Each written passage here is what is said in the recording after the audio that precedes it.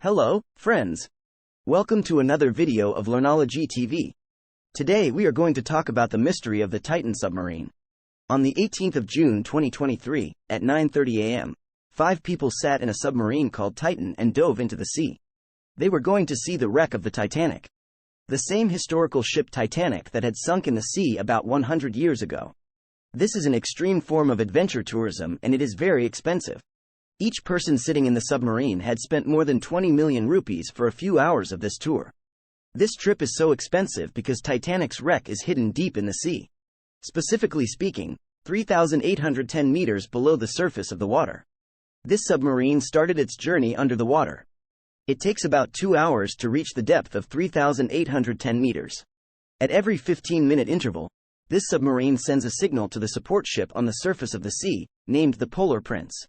For them, this was the only communication channel with the world.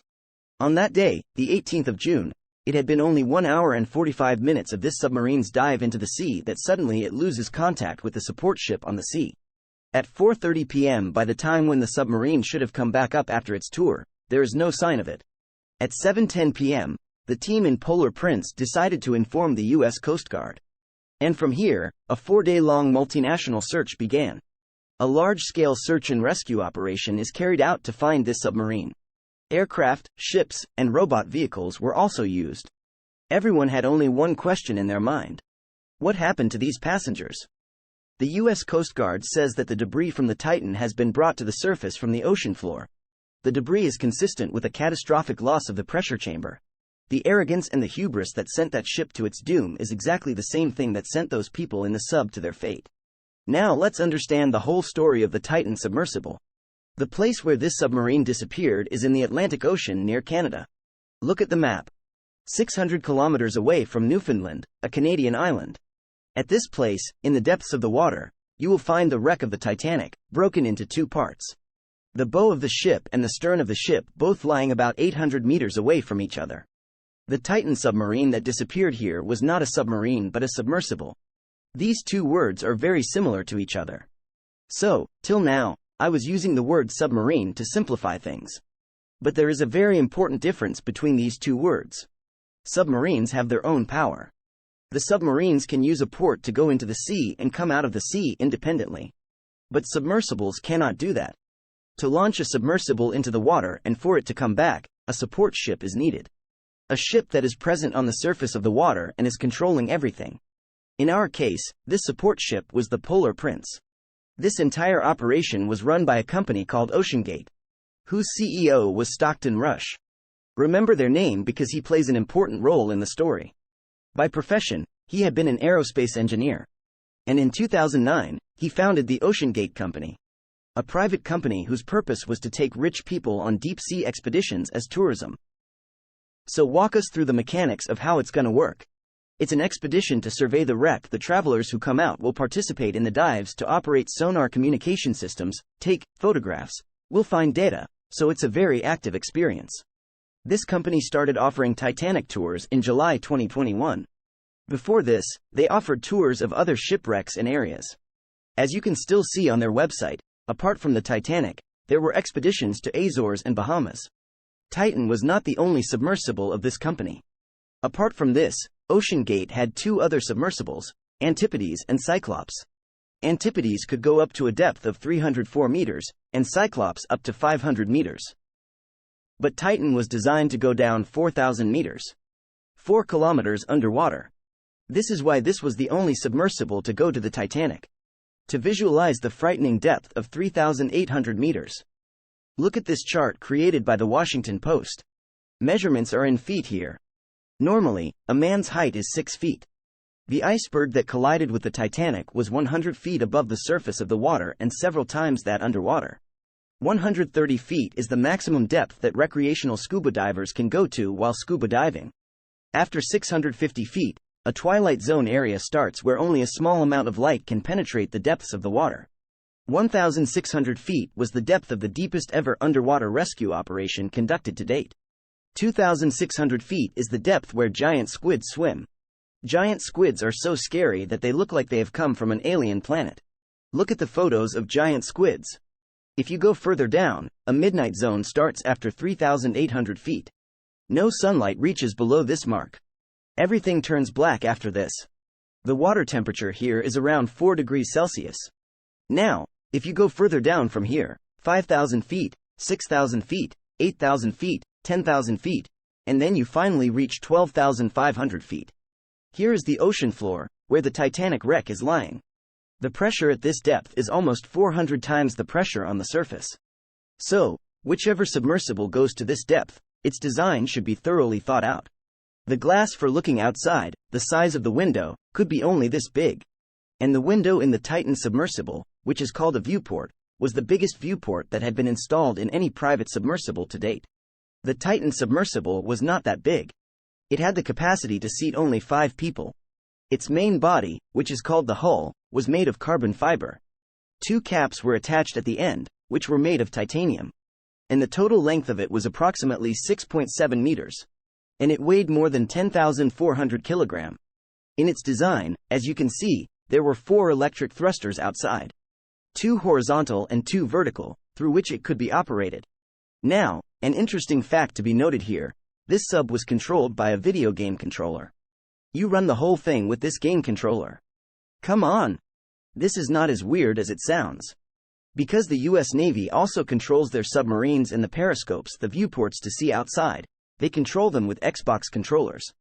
But yes, the entire submarine, Titan, was being controlled with a video game controller.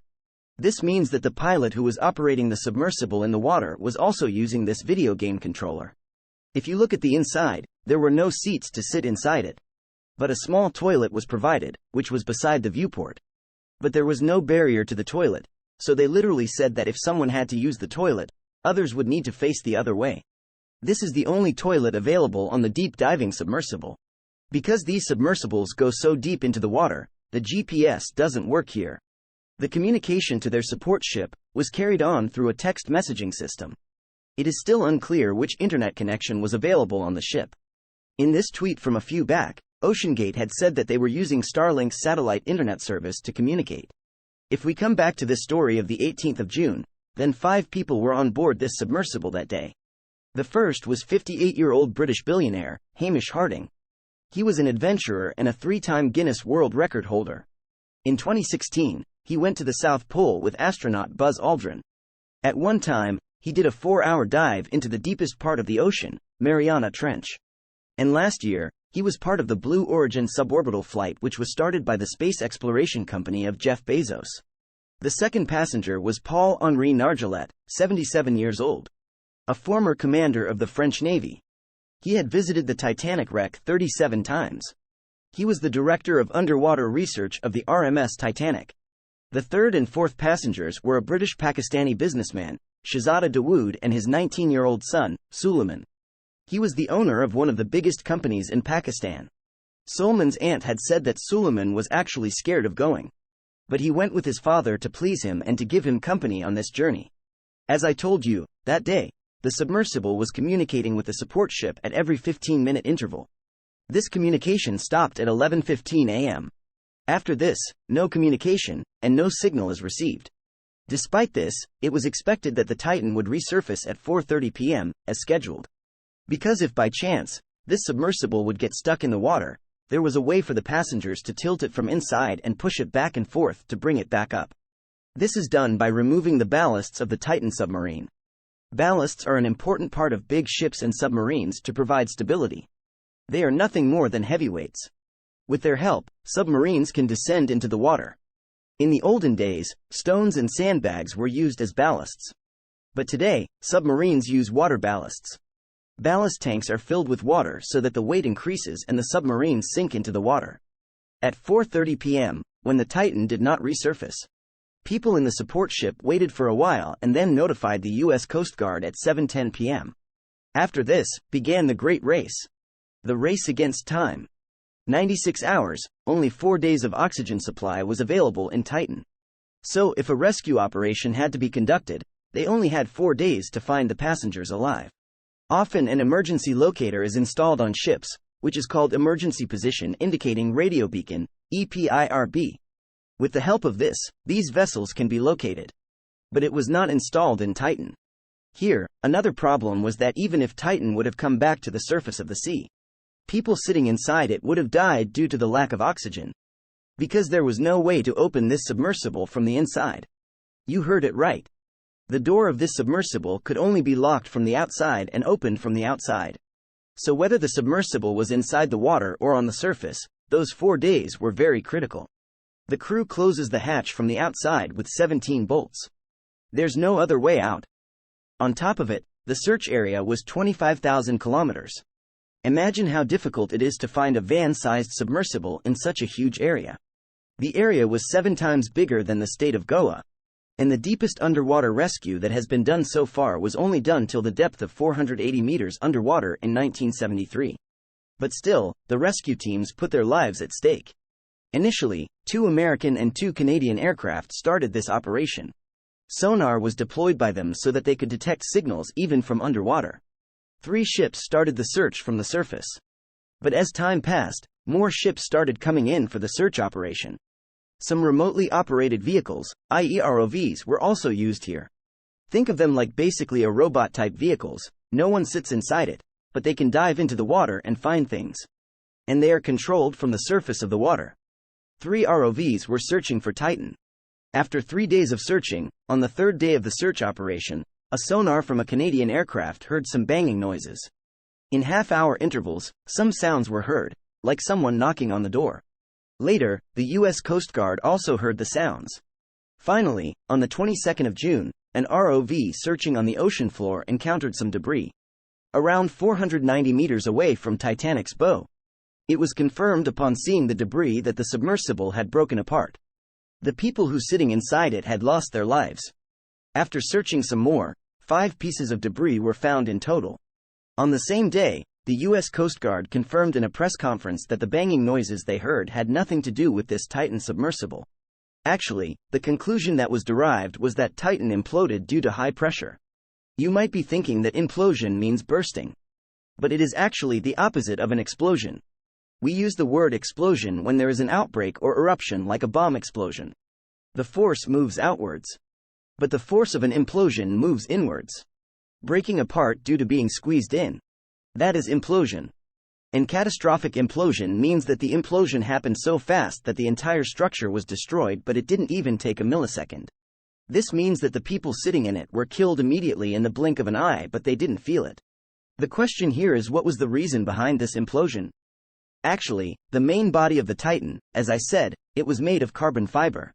But usually, submarines and submersibles are made of steel, titanium, or aluminium. This carbon fiber design of Titan was an experimental design. No one had ever tested the properties of carbon fiber in such depths of the ocean before. And looking at this disaster, we can say that carbon fiber is not a suitable material for this use case.